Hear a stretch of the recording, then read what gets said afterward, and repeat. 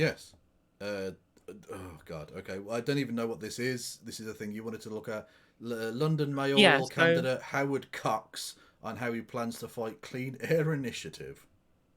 so this is the Reform UK candidate Okay. for the London mayoral contest. I think I was mentioning this to Madge yesterday. I don't think that there's been enough coverage from the left of Reform UK. We've kind of treated them like they are in irrelevance and that they're just part of the lunatic fringe. But they've been astroturfed so hard by GB News and Talk TV. And given the Conservatives' continual decline in the public consciousness, I do think that there is a pretty large chance of Reform UK becoming a lot more relevant in British politics as time goes on. Hmm. And so I think we need to be starting to nip these people in the bud now for the obviously ridiculous views that they do have. When you watch the things that Alex Phillips and Richard Tice and David Bull say, these people, if their political opinions become mainstream, that's incredibly dangerous. And there is scope for it to happen, given that Keir Starmer is now taking the conservative brain space. So there's like this chasm opened up for like really right wing politics on economics in this country, and that's what you're going to get from Reform UK. So I think it's worth scrutinising people like this. Hmm. I'm delighted to be joined by one man who has been resolute in his opposition. Oh, it's your favourite, Tom Harwood. Tom Harwood, Hom Harwood. To this, Howard Cox is the Reform Party's candidate for the Mayor of London. And Howard, thank you for joining us this morning on the programme. First of all, whilst viewers of GB News and quite a few people across the country will know who you are, know the campaigns that you have run, to people who don't know you, who are you and why are you running to be Mayor of London? It's a very good question, Tom, and sometimes I don't know what can't answer that. On a serious note, though, what's happened is that I've got 1.7 million supporters in a campaign called Fair Fuel UK, which you're fully aware of, and we managed to get fuel duty frozen for 13 years. Right, okay. Okay, so he's just running on the think tank candidate list, right? He's just astroturfed by dark money. There you go. Yeah. It's pretty obvious, isn't it? Yeah. Yeah. It actually went down 6p in that time, so I'm quite proud of that. Otherwise, drivers will be paying something like 80 pence more at the pumps for diesel and petrol. So I feel as though I've actually been quite successful. I've worked very closely with MPs right across, including people like Robert Halfon MP, who was Mr Fairfield UK in Parliament. And what's really happened in the last year is that with the this ULEZ Stalag tax, as I call it, That is Incredible. And the level of entitlement of motorists, right, who just have this level of entitlement that they believe they should have a carte blanche to all of our city space, all of our air. Everyone has to make every single concession possible to keep motorists happy, right? And he does look like the kind of guy who's got like a collection of every single E-Type Jag that's ever existed in like some like gigantic storage that he then goes out and drives in his little goggles. Yes, he does look like that. Yeah. So the ULEZ, for those people who don't know, is the ultra low emission zone. So it's basically you have to pay to drive in certain parts of London, and that's expanding now. Also, there's one which is called something slightly different here in Birmingham, and most major cities, I think, in the UK now have some kind of ULEZ type system, right? Yeah, some kind of pollution control mechanism, because that's what it is. People say it's a part of the green agenda. No, it's not part. It's not a climate policy. This is a public health policy. Yeah. Because the level of smog in the London area is crazy, right? It's fucking It's mental, not good yeah. air. It's not good air, and I think so. ULEZ is justifiable on public health grounds, really and truly. But of course, your lungs, London residents, are clearly not as important as a Howard Cox's ability to drive a gas guzzler around the incredibly rough dirt roads of the Greater London area. True. People have approached me and said simply this: will you stand against this man? And I said no 2 or 3 times, but I was approached by Richard Tice of the Reform Party, and he convinced me. And I have to say to you, for 50 years of my life, I'm 68 years of age, 50 years I voted Tory, but I'm afraid I'm not voting Tory this time because they've moved away and they've allowed... You do shock me. I thought definitely it would be socialist worker. But apparently he's voted Tory for 50 years, so, I mean, people are actually, these kind of headbanger types, they're super mad with the Tories for thinking that pollution is bad and climate change is also bad. Like, even kind of because obviously we both know from, you know, a rational scientific perspective that the Conservatives' platform on climate change is absolutely like totally pathetic and is not going to really do anything at all to properly combat the issues of climate change. Oh, yeah. But any amount of climate policy makes these people absolutely mad. And there's a growing number of these people. That's the kind of the Nigel Farage referendum on net zero type people who hate any amount of this kind of thing. And a lot of the times, what's interesting too is that I actually was looking into this. And a lot of the libertarian types, they don't really hate anti-climate change policy because they don't think climate change is real, but it kind of fundamentally breaks down a lot of what they believe is the purpose of markets. So they don't believe that the any externality of a market can be seen as bad as long as the market is functioning based upon Pareto efficiency. Yeah. But of course, you know, we both know that there is far more to be concerned with regards to how our markets function than just, is it really efficient? Because I would say that it's destroying the planet or making sure people get lung cancer, that is something that is inefficient as far as I'm concerned. But they really do hate this stuff. They really do. And they are absolutely seething because the ULEZ was a Tory policy. It was Boris Johnson. Yep, indeed. Yeah. Also, it can't go on. It does sound, it's a weird name for it. I saw a fantastic pun, which was a play on the Thatcher thing of, was it, ULEZ if you want to, the lady's not for lesing. Which, honestly, I giggled my little dick off. It was amazing.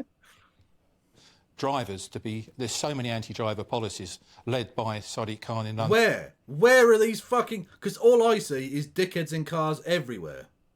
Everywhere. Exactly. Again, it's just gigantic entitlement, right? Yeah. Because they've been given, again, this is the whole, you know, a life of privilege makes equality feel like oppression. It's that kind of thing. Because they've been, ever since like the 1960s, these people have had like a complete carte blanche to have total supremacy with regards to how our cities are constructed, how roads get used, so much so, in fact, right? For all of this time, they've had complete supremacy over transport policy in this country. And suddenly there's like actual movement back and say, actually, really, no, let's prioritize pedestrians, let's prioritize cyclists, let's prioritize our lungs and the climate. And they're like, I am no longer the top dog. This is oppression, this is. And that's genuinely how these people feel because they have gigantic entitlement. Well, it's not even prioritising pedestrians, just taking them into consideration at all. Just them being a factor in public policy making is too much for these people. And I say this as a person who does have a car and occasionally drives. The supremacy of the car in modern society, it's not as bad as these ridiculous cities in America, but it makes places unlivable in some cases. It really does. The air quality is atrocious. The transport system, especially the public transport system, is a fucking joke of a thing. You can't, in terms of people who do actually have to travel in that way, you can't because traffic is just mental. The structures that were put in place for the actual infrastructure that was put in place was not meant for this volume of traffic. It's just silliness. What you need to do is invest in low cost, high quality public transport. That's ultimately 100%. What you actually have to do. Yeah, walkable cities as well, pedestrianised areas. Yep. Absolutely. Traffic filters. London, absolutely demonstrably unfairly. What's the difference between you and the Conservative candidate in this mayoral election, Susan Hall? She's been on this programme. Well, I'll answer for you. He's a bit more mental. It's incredible. They managed to find somebody more mental than Susan Hall. Yeah, like she's restrained by needing to be vaguely electable, I guess. Yeah, see, because this is him. He's not running because he wants to win. He's running because it's trying to get Reform UK on the map, but get himself name recognition, right? It's just like RFK running in the Democratic primary, or Vivek Ramaswamy. These aren't people who have any genuine aspirations of victory, but what they do want is to use it as a marketing drive for themselves and whatever their pet issue is. Yeah, absolutely. Been under the same sort of scrutiny that you are now. Why should someone vote for you rather than her if they're anti-ULEZ? Doesn't that split the vote? Yes, it probably will split the vote, and I'd be happy to offer Susan Hall deputy mayorship. It's no problem with that whatsoever. But seriously, Okay, I'll be honest with you. I quite like the swag of that answer. That's true. That I do like that. I mean, like if she wants to step aside, she can be my deputy. Like that's quite cool. It might not be. It might not be unfeasible for him to get more votes than Susan Hall. She's Not such impossible. she's such a terrible candidate, and the Tories are so far in the mud. And his anti-ULEZ stuff might be a little bit more persuasive, potentially. That he might get more votes than that. That'd be very funny. Yeah, I don't think Sadiq Khan is like shaking in his boots. No, definitely not. He's probably okay.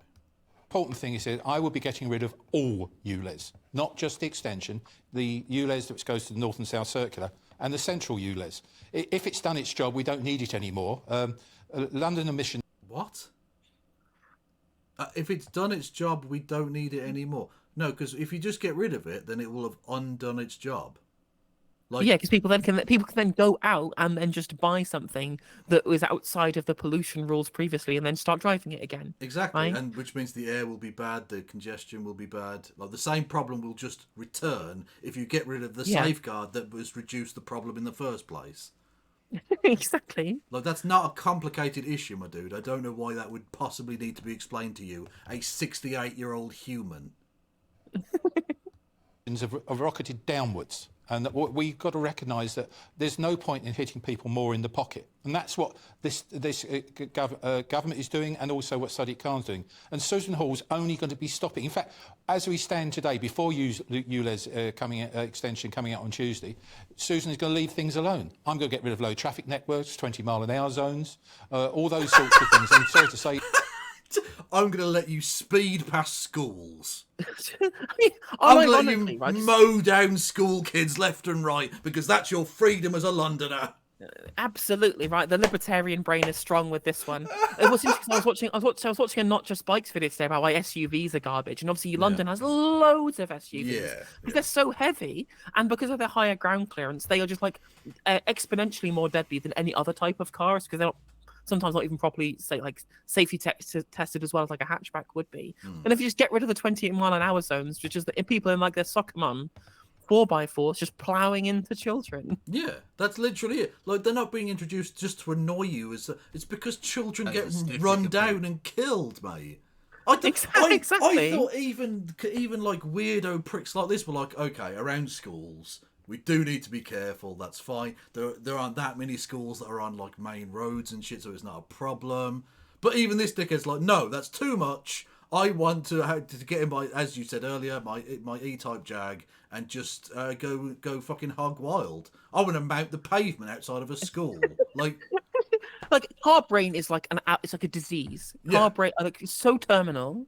Yeah, it's fucking madness. Absolute madness. Thank you, Over the Story, for gifting us up to As Friends Rust. I did see the story you posted in my Whispers As Friends Rust. It made my heart melt. Good for you. I won't go into it because I don't know if you can reveal the details, but it was delightful. Yeah. Cyclists are listening to this. I'm going to get rid of some of the excessively huge cycle lanes too. You're going to get rid of some cycle lanes? Are you going to not build any new cycle lanes? Is it? It's going to become a car-centric city. It's going to get what we need to do is to get this city, we say motoring, but moving again. One of the problems we have, we've got huge congestion, cycling. So we've got huge congestion, so we're going to incentivize people to drive more cars.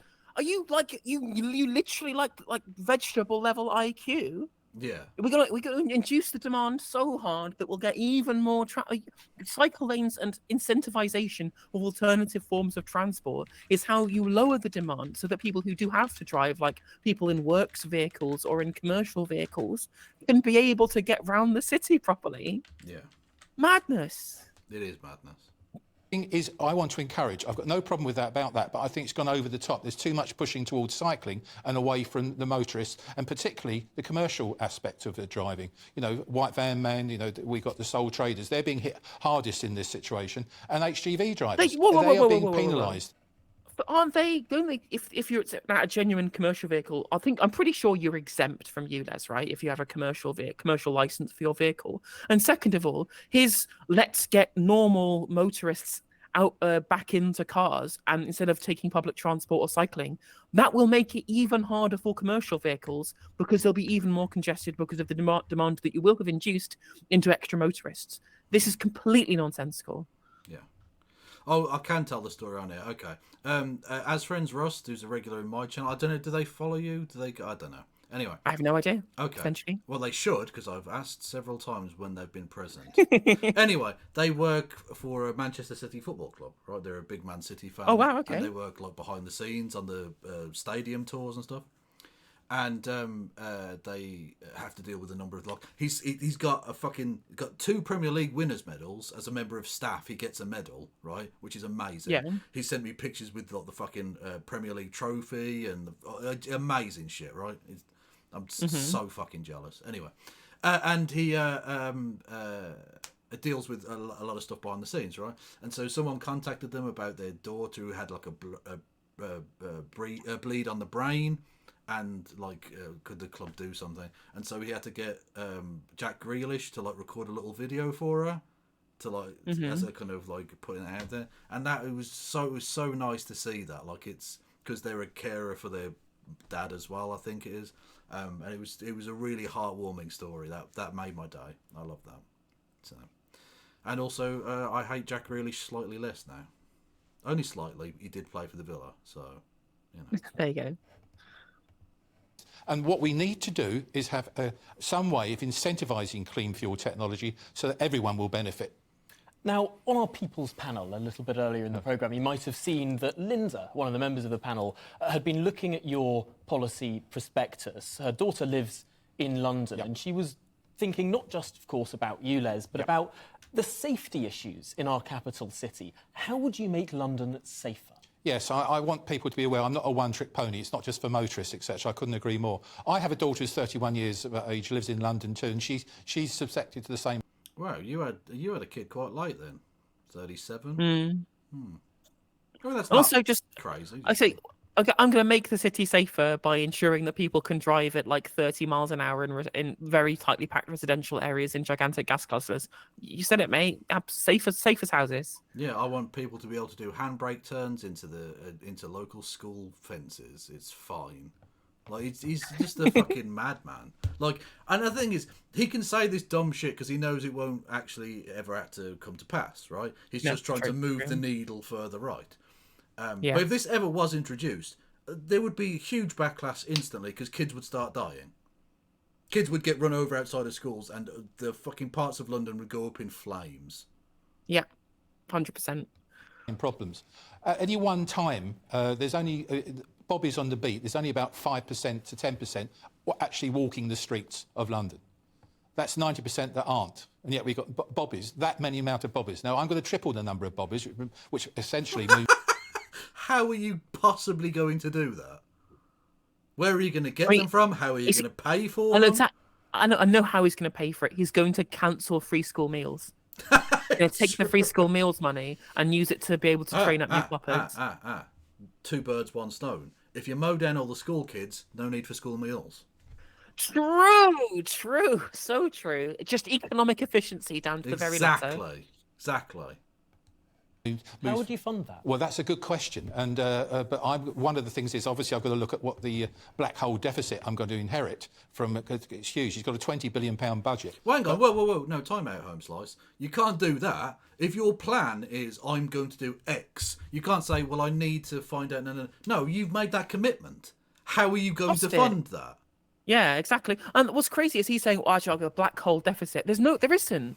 But the whole reason why there is free school meals in London in the first place is because the accounts were much higher than Sadiq Khan expected because of an increase in business rates or a larger revenue from business rates. I don't think the rates went up, but I think that the business was good in London, so business rates gained more tax money than he expected. So he had a surplus to be able to spend on free school meals. Yeah. Like, there were plenty of criticisms of Sadiq Khan. I don't think he's done a bad job personally, but I think he's not a perfect political operator.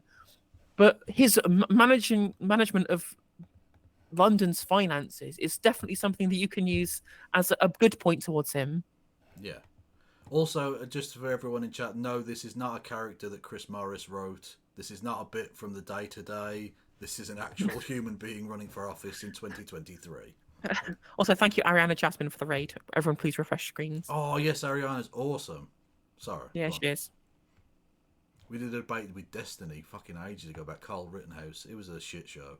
It was awful. Oh, But yeah. she's based. Every single policeman I talk to is saying to you, you've only got to get us away from behind the desk and we'll come out. It's not going to be a huge expenditure. But one of the bigger initiatives that I'm suggesting is that we need to help with the safety aspect of this, is to create public police access points in 24-hour outlets like supermarkets or McDonald's and places like that, which will be... we need police inside McDonald's. No, it's access points. Is he like saying that we should just have like the old school police boxes, but inside McDonald's? Yeah, just Doctor Who bit. It's just bring back the Doctor Who boxes. It just shows you like how ancient he is. That he's not, because the obvious like technocrat answer is we need an app, right? And power it with AI. That's the technocrat answer. But he's so ancient that his immediate thought was, the police box from Doctor Who. No, what we need is a system of carrier pigeons that can take the notifications of crimes into the coop where the pigeon police happen. Actually, I've just gone mad with pigeon police now. My mind is racing. We need a system of head slapping, clearly. True. Booze where policemen are manned, and hopefully I can convince Tesco's and people like that to actually fund it, because it's good for them. Why would Tesco's fund it? What are you talking about, you lunatic? You're hoping that Tesco's will fund a police booth in their... You're a madman. You're a fucking madman. It's literally, we'll build the wall and get Mexico to pay for it. Yeah, it's so dumb. This man is so stupid. I told you it'd be good. This is, wow. Actually, what? I take it back. I'm not sure this isn't a Chris Morris bit. This might be his favourite character, I think, ever. Amazing. Because it's going to stop shoplifting, but be places for people to go to feel safer. No, they already have things to deal with shoplifting. It's called security. Also, how will it stop shoplifting? Because they're going to be dealing, presumably, with people going in there to report crimes. They're not there as security guards. No. Well, so you think you're trying to get Tesco to pay extra money for police on top of the security guards? Or are they going to replace the security guards? How many? They're going to be paying, like, police salaries, I'm pretty sure, are higher than security salaries. Yeah. Like, why would they do this? Yeah. Crooks. But the other thing, which is very interesting indeed, 5G broadband is very bad in Greater London. So people, we need to get that really up and running. Okay. Really. Stop right there. Right. I work for a mobile phone operator. No names mentioned. That's categorically untrue. Like, the only place in the country with good 5G coverage is London, right? You're not getting good 5G coverage elsewhere, but you definitely get it in London. That's just not true. Yeah. Also, I'm just glad when he brought up 5G, honestly, my mind went, he's going to go on about, like, the 5G towers giving you gay cancer or something. Like, I was... the cat boy... Yeah, exactly. The cat boy epidemic is down to the 5G. Yeah. They're putting 5G in the water, turning the frogs gay. So, but actually, he's pro 5G. Good. Okay, that's. I mean, the bar we are setting for you is so low that we're just glad you're not a 5G mentalist. Brilliant. Yeah, true. I mean, I don't think it's necessarily a bad policy to want to expand, high-speed internet. Yeah, that's but good. That's above good. Like other stuff, when we already have, and even then, most of the 5G network that gets put up is done at the behest of the mobile phone operators, right? Yeah, it's not being done by like public infrastructure. No, exactly. Yeah, that's again. I don't know that he has the power to really do much about that as London mayor, but it won't matter because he's never going to be London mayor. So. That's true. Are much more effective because then someone pressing their phone can get to the police and get to help quickly as well. It's those sorts of things I'm looking at. Some people listening might think you're a very effective campaigner against higher taxation. You've campaigned very successfully about keeping fuel duty down. And here, ULEZ, many people would describe it as a sort of stealth tax, or perhaps less stealthy of a tax, a revenue-raising mechanism anyway.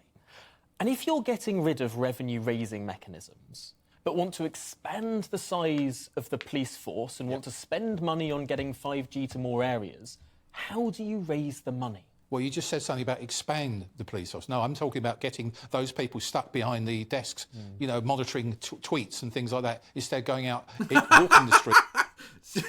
Oh, God, he's a meme. He's a meme man.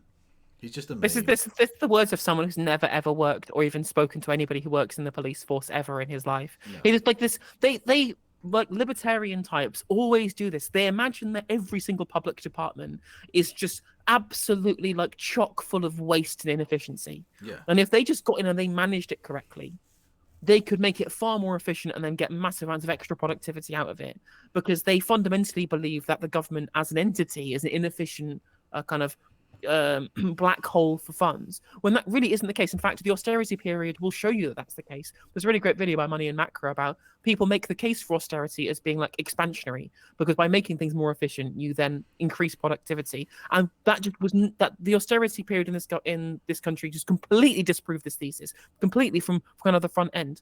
But obviously, their ideology tells them governments must be inefficient, so they have to believe it and have to make up situations that would justify that. Yeah. So, yeah. The idea that he thinks you can triple the number of bobbies on the beat by taking administration staff away? No, you can't. I'm just going to tell you that, mate. No. You cannot do that. No. Only they would want to. Yeah. I mean, yeah, exactly. I feel safe, I can walk down the street. So there is the money revenue raising is an important question to ask, but what we should be redeploying police. I want to get onto the Notting Hill Carnival, of course, happening this weekend. Okay, is he going to use any racial slurs? On a postcard. I do have to. I do have to wonder. No, I don't think he's going to pull out like the big hard R or anything like that. But like, no, coloured maybe. Definitely a possibility, We'll right? Definitely. All bets are off. Your Conservative opponent has said that the Notting Hill Carnival police officers dread it, it's unsafe, it perhaps should be moved. What's your thought? Well, police could always fuck off. Yeah, they could always get away from our cultural events. So we don't want them there. That's fine. On that? Well, I have to say, I'm not trying to avoid the answering that question. I have no feelings really about that. I mean, it's a carnival which is, ever since I've been around, you know, on this planet, has been there. It's been, and most of the time, it's been very successful. It is sometimes overtaken by some bad people that make it worse, and there's things that happen. But I'm not like Susan Hall, that I think, you know, that police dread it. They're doing their job. Interestingly, Ken Livingstone... Wow, okay, the Reform UK candidate is being less antagonistic to the black community than the Conservative candidate is. Yeah, honestly, that was generally a pretty decent answer. I thought when he started talking about bad people, I thought we were going to go there, but he just went, no, there's some bad people who do some shit, but it's fine. That's actually just a cool... That's a fun... Honestly, no notes. That's fine. Yeah. Yeah, the most normal answer we've had yet. Yeah, amazing. Well done. I suspect I'm going to take that point back off you in a second, friend. But you know, for now, just take the W and enjoy it for 3 seconds. Yeah. And once suggested moving that carnival as well. So perhaps there's some greater, I don't know, party intra-party connections there. But I do want to move on to something that we have done with all of the mayoral candidates who've been on this show. You might have been expecting it. Our quick-fire yes/no questions. So please try to answer in just yes or no. We'll start with more stop and search by the police. Yes. Should the point's gone, mate. I told you. I fucking told you. Straight off. Okay, just because he didn't use the racial slur, we know what that means. Yeah. 2-child cap on benefits be lifted? No. Wanker. Yeah. Should the UK leave the ECHR? Yes. Oh, that was... Yeah, I knew he was going to say that. Should we bring back the death penalty? No. Oh, hang on. Again, a sensible answer. Wow. Okay. It's like he's like 4-2. He's losing like 4-2. I would argue a little bit more than that, but he has definitely scored. This in the quickfire round, at least. Should the circle line be a circle? What a question, Tom. Of all the ones to stump you, I didn't think it would be that one. Well, no. Yes. Yes. Is the climate change agenda a hoax? Yes. fucking cunt. What? Absolute cunt. He must think again. He must think that ULEZ is a climate change measure when it's not. It's a public health measure. But it's such an odd combination of things.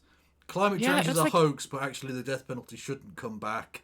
And then the Notting Hill Carnival's fine, but stop and search should be massively increased. Like, It's very, very. But I mean, you just have to literally be like, again, vegetable IQ to deny climate change at this point, right? Yeah. Because at least most politicians, right? At least most right wing politicians have conceded that it's happening at the very least. But then they'll either go with, but people aren't predominantly to blame for this. It's not anthropogenic. But on the second one, we'll go with, oh well, it's too late now. We can't jeopardize prosperity for something that was difficult to come back from. So let's just continue with what we're doing at the moment, right? So let's- Those are the two lines. But he's gone off the deep end. No, it's all a hoax. It's all a lie. But the second one's even more mental because it's like, well, let's speed towards the cliff we know is coming up rather than trying to stop. Very Not silly. sure about that. That seems like a very strange plan of action. Is net zero, should that be happening? No. Wanker. Is climate change itself a hoax? No, climate change is not a hoax. I can't say yes or no to that because I don't think, my point in this is, I don't think it's a crisis. But we do need...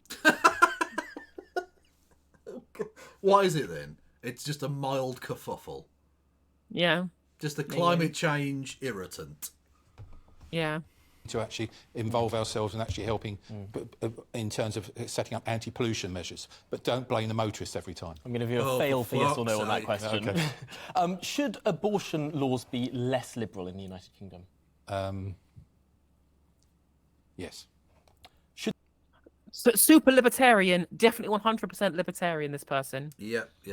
100% sticking to all of his moral principles. Yeah. Should the state provide universal free school meals for every child? No. I told you that's where the funding was coming from. He said I knew it. Yeah. I'd see through the veil. Yeah. Do you support gay marriage? Yes. Are vigilantes right to attack ULEZ cameras? No. Was Boris Johnson a good mayor of London? Yes. Was Boris Johnson a good prime minister? Okay. Please, for the love of God, can someone remind me who it was that first instituted the ULEZ measures in London that this man wants to get rid of as his main campaign He was policy? probably like a brown person, I reckon. I mean, one might think so, given his how much he dislikes it. But no, it was Boris Johnson. Boris Johnson was the person who put Shucks. ULEZ in London. It's a Boris Johnson policy, Yeah. and apparently it makes him a good mayor of London. Yeah, but it didn't become bad until the brown guy did it. It was fine. True, When it was the true. white ULEZ, it was fine.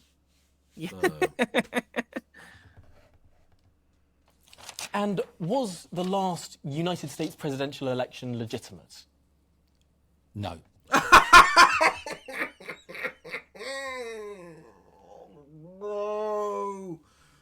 No. Jesus Christ. I mean, firstly, why does it matter? Why would you ask the Oh, God. Anyway, what a fucking freak.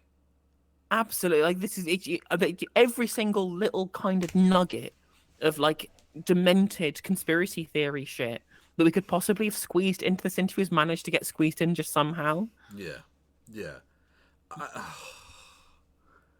Honestly, I hope he asks him more about that. I hope he probes. What was the problem with it then? Yeah. What happened? Would Donald Trump make a good president again? Thanks, Tom, for that one. Can I get can I sit on the fence on that one? You can sit on the fence of that. And is Joe Biden a legitimate US president? But based on the previous answer, I don't think he is. No. Okay, well, that'll be fun when you don't become mayor and he has to come over and do meetings with you. That won't happen because you'll never be mayor, so who cares? True. No, but he didn't get it. He was there in Maricopa County. He saw all of the votes getting thrown out. He was, yeah.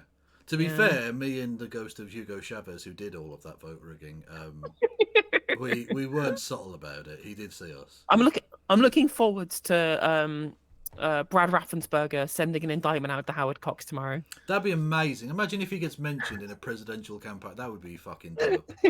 Love it. And finally, should the top rate of tax, 45%, be abolished? Yes. Howard Cox? All right. So not only does he want to make sure that all of our children get run over by cars, he also wants to make sure that we pollute all of their lungs as well. He thinks that the US election was illegitimate in the kind of Sidney Powell, Rudy Giuliani type He's stuff. the British Kraken. Yes. Yes, and on top of that, what was the last answer he gave? Top rate of tax should be abolished. Yeah, on top of that, he wants to destroy the economy a la Liz Truss as well. Yes. The thing that we just saw was an absolute fucking mistake, a ridiculous thing to do that nearly destroyed the country. That thing he thinks is a good idea. Awesome. Thanks, Mr. Cox. You have been admirably candid on many of those questions. Thank you so much Yeah, for candid joining is a us here. word that you could use to describe that. Candid is definitely a word that describes the answers that he gave there. Yes. A very charitable way of describing it. I would describe it as fucking mental. It was. But we can call it very candid, much so. yeah. It was very mental.